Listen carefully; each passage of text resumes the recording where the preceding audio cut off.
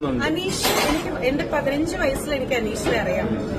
എന്റെ career start ചെയ്യുന്നത് MCV എന്ന് പറയുന്ന മെട്രോ കേബിൾ വിഷൻ എന്ന് പറയുന്ന നമ്മുടെ കുറുക്കഞ്ചേരിയിലുള്ള ഒരു ലോക്കൽ ചാനലിലാണ്.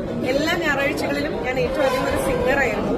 ഇപ്പൊ ആർക്കും അറിയില്ല, ഇപ്പൊ പടം പറയല്ലേ, പാട്ടുപാടി ചോദ്യം ചോദിക്കലായിരുന്നു എന്റെ ജോലി. ഒരു 3 റൗണ്ട് ഓഫ് ക്വസ്റ്റ്യൻസ് ഉണ്ടായിരിക്കും. കറക്റ്റ് ഉത്തരം പറഞ്ഞാൽ അവർക്ക് ഗിഫ്റ്റ് കിട്ടും. ലൈവാണ്. ഈ അനീഷ് അന്നേ ബുദ്ധി കൂടുതലാണ്. അനീഷ് എന്ന ജനറൽ നോളജിന്റെ ക്വിസ് കോമ്പറ്റീഷനാണ് എല്ലാ സൺഡേസും ചെയ്തുകൊണ്ടിരുന്നത്. അനീഷ് ഇറങ്ങും, അപ്പൊ ഞാൻ കയറും. എന്റെ 15ാം വയസ്സിലാണെന്ന് ആലോചിക്കണേ. അനീഷിന്റെ അപ്പോഴത്തെ വയസ്സ് എനിക്ക് ഓർമ്മയില്ല. അതിനുശേഷം അദ്ദേഹം എന്തോ ഗവൺമെന്റ് എംപ്ലോയി ആയി, ഏതോ കോളേജിൽ പഠിപ്പിക്കുകയായിരുന്നു. ഇപ്പോ അത് പിന്നെ കോണ്ടാക്ട് ഒന്നും ഉണ്ടായിട്ടില്ല. കാരണം 15-16 വയസ്സിലുള്ള ഒരു പരിചയം മാത്രം.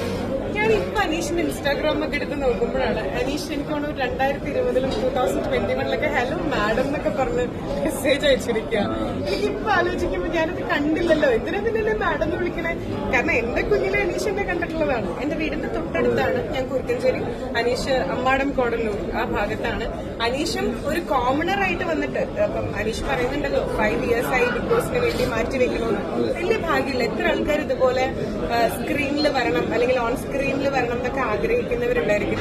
അത്രയും ഹാർഡ് വർക്ക് ചെയ്ത് ഫൈനലി അങ്ങനെ നേടുമ്പോൾ അത് നിങ്ങൾ ഓരോ കോമണേഴ്സിന്റെയും അച്ചീവ്മെന്റ് അല്ലേ. അപ്പോ ഏറ്റവും ബെസ്റ്റ് ആയിട്ട് ഗെയിം കളിക്കുന്ന ആള് വിൻ ചെയ്യട്ടെ.